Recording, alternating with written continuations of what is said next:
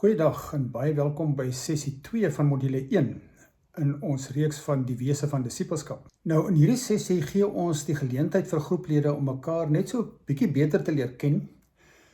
Dis vanselfsprekend op so 'n reis wat 'n mens saam aanpak om te leer waaroor dit regtig in disippelskap gaan, word daar baie gedeel.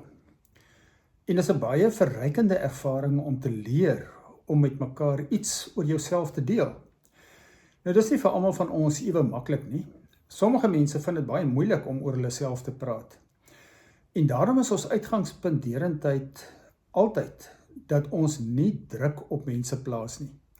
Ons forceer niemand om te deel as hulle nie kan sien nie, of as hulle nie wil nie, of nie nou gereed is nie.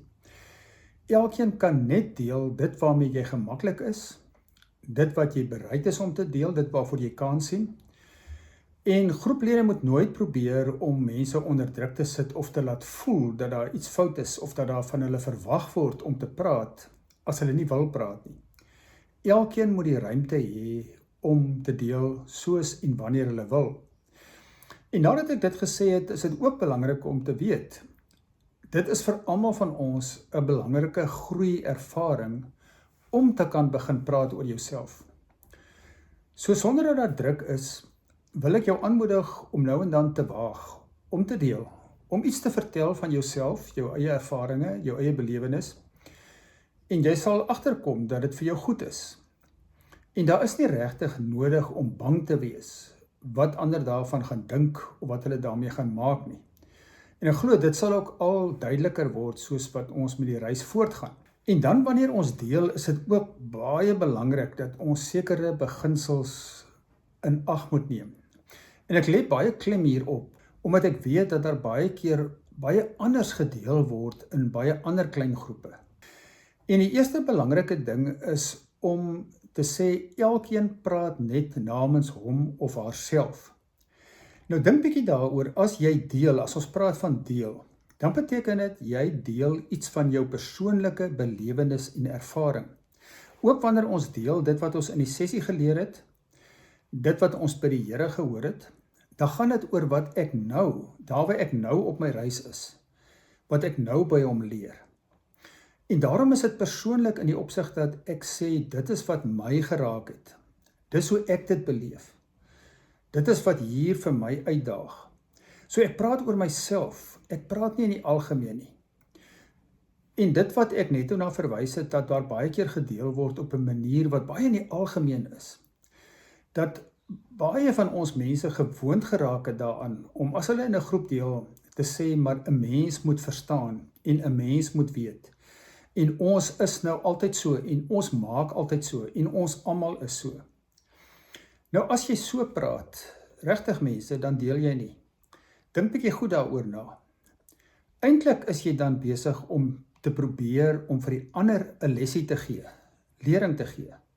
Jou kennis te deel, hoe jy dink dinge werk, en jy wil hê die ander moet ook verstaan hoe dinge werk. So jy wil vir hulle leer en onderrig. En dit gaan regtig nie baie goed af in 'n groep nie. Iemand wat voortdurend so praat en voortdurend inspring met ons moet weet en ons moet verstaan, wat eintlik dan deel wat hy deur die jare geleer het en wat sy sieninge is en sy opinies van dinge. Mense raak baie gou nogal bietjie, jy weet, geïrriteerd met so iemand. Hoekom dink jy weet altyd beter as ons? Wie gee vir jou nou die idee jy kan ons kom leer? Hulle sal dit nooit sê nie, maar dit is baie keer hoe dit ontvang word. Maar ek kan jou waarborg, as jy deel wat in jouself gebeur, en wat jy self ervaar, en waar jy uitgedaag word, en wat vir jou bemoedig, of versterk, of wat ook al, dan word dit positief ontvang, want dis iets wat jy leer by die Here, en dis nie iets wat jy vir ander wil leer nie, maar wat jy self besig is om te leer. En dit is belangrik hierdie ding, ek kom agter, ek het nou weer hierdie jaar met nuwe groepe begin, ek praat nou van 2026, wat ek nou hierdie alles weer hersien het, en ek kom agter in my groepe, dis nogal moeilik, mense val in die begin veral, in die eerste klompie sessies, gereeld terug in 'n mens, en ons moet verstaan, en ons moet weet. En dan herinner ek hulle maar, en ek dink dit is belangrik dat ons dit vir mekaar doen in die begin. Dis sê, onthou mense, ons praat oor onsself, ons praat nie in die algemeen nie, ons gee nie lering nie, ons deel wat ons self besig is om te leer. Soms voel dit ongemaklik, soms voel jy, wat gaan die mense van my dink as ek nou dit doen, maar as mens dit nie in die begin vir mekaar aanhou herinner nie, dan word dit weer 'n gewoonte, en dan leer mense nooit om regtig te deel nie. En ek kan julle beloof, die groepe wat leer om volgens hierdie beginsels te deel, hulle kom mettertyd agter wat die waarde daarvan is, en later raak dit spontaan en maklik om dit so te doen. Die tweede belangrike beginsel is, wanneer iemand deel, dan ontvang die res van die groep dit deur met aandag te luister. Net te luister. So jy gaan nie daarop reageer nie. Niemand het 'n kans om daarop iets te antwoord, te reageer nie. As iemand 'n probleem deel, 'n baie diep persoonlike probleem of wat ook al, gee niemand raad nie. Niemand bied oplossings aan nie. Niemand gee antwoorde vir iets wat iemand dalk nie verstaan nie. En ek meen, dit is die tweede groot slaggat vir almal van ons. En ek het dit nou weer hierdie jaar in my groepe gesien. Sodra iemand iets deel wat 'n probleem is, dan sit mense eintlik daar half ongemaklik en in afwagting. Ek wil so graag vir jou help, ek wil so graag vir jou raad gee, maar nou mag ek nie. En partykeer doen hulle dit nog, dan herinner ek hulle maar net, onthou net, ons help nie mekaar nie, ons luister na mekaar. Want mense, wanneer hulle deel, soek net 'n ruimte om te deel. Hulle soek nie altyd antwoorde in kitsoplossings nie. En die ander rede hoekom ons dit afraai, is omdat dit maar gewoonlik so is, dat mense gee antwoorde en bied oplossings aan wat hulle dink kan werk, en omdat hulle graag die persoon wil help, dink dis hulle verantwoordelikheid om nou die persoon te help. Nou kan ek vir jou twee dinge sê. Ek kan jou waarborg, die raad wat jy gee, die oplossing wat jy aanbied, is heel waarskynlik, ek wil amper sê, diep in die 90%, nie dit wat God nou vir daardie persoon wil sê of mee wil deel nie. Dit is maar jou eie gevoel.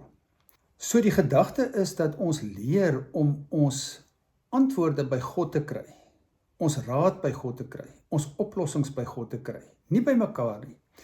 Weet, mense het lui geraak. Mense soek vir elke dingetjie, elke probleempie, hardloop hulle na 'n dominee toe, of na 'n geestelike leier toe, om vinnige antwoord te kry. Ek kan jou waarborg mense, daai antwoord gaan jou nie ver bring nie. Maar as jy leer om stil te word by God, en op hom te wag, na hom te luister, dan gaan jy, al vat dit 'n tydjie, al vat dit langer, iets hoor en iets ervaar, wat blywend is, wat werklik 'n antwoord is, wat werklik vir jou lig gee. En antwoorde kom nie altyd vinnig nie. Partykeer is die ding waarop ons 'n antwoord soek, nie eers die werklike probleem in ons lewe nie. Ek het dit al ervaar, dat ek so dringend op gesoek het na 'n antwoord, en niks daarvan hoor nie, en dat die Here vir my sê, vergeet nou van daai ding wat jy so graag 'n antwoord wil op hê. Luister net wat ek met jou wil deel. Want nou is my aandag so op hierdie ding, dat ek nie hoor waarmee God intussen besig is in my lewe nie. So sodra ek my aandag net skuif, na luister na God, dan kom daar lig oor my totale lewe, en op die ouend kom ek agter, daai ding wat ek so gedink het so groot probleem was, is toe nou nie meer so groot probleem nie. So dis maar net een voorbeeld, maar daar is baie maniere hoe dit kan gebeur.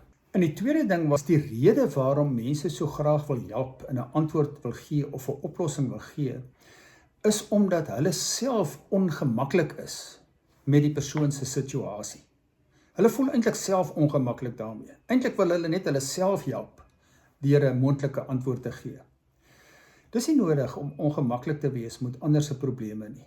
Vertrou die Here dat hy in staat is en dit kan aanspreek, sonder dat jy inkom en 'n kitsoplossing gee. Die volgende belangrike punt is dat wanneer mense dan iets deel, dat ons nie uitvis en probeer uitvra en verder vra daaroor nie. Laat die persoon toe om te deel wat hy of sy wil. As hulle stamerend praat, sukkelend praat, moenie hulle sinne voltooi nie, moenie vir hulle help nie, moenie woorde in hulle mond lê nie. Bly net stil en luister. Wag dat hulle sê, elkeen sê wat hy of sy graag wil sê. En as iemand op 'n punt kom en deur emosie oorweldig word en begin huil, moenie inspring en begin troos en sneeustoekies aanbied en hand op die skouer sit en paai nie. gee net 'n ruimte vir die persoon om hartseer te wees. Moenie betrokke raak en jouself in daai ruimte inlaat nie.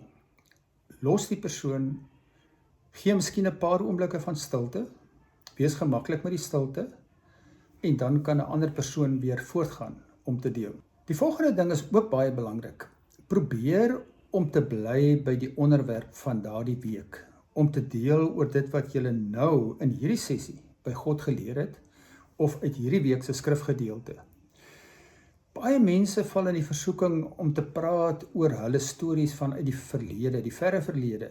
Daardie tyd het ek by die Here dit geleer, en daardie tyd, en dit gaan weer oor 'n oordra van kennis, en eintlik dat mense op 'n manier ander wil beïndruk met die pad wat hulle nou al geloop het, en hoe baie hulle nou al geleer het. Wees eerder eerlik met wat nou in jou lewe gebeur, en praat oor wat die Here nou met jou doen. Dit is vars, dit is relevant. Dit kan half ook irriterend raak as mense aan mekaar teruggaan na die verlede toe oor stories van lang terug, en wat eintlik 'n manier is van spog met hulle geestelike lewe. Nou, ek sê nie dit is altyd verkeerd nie.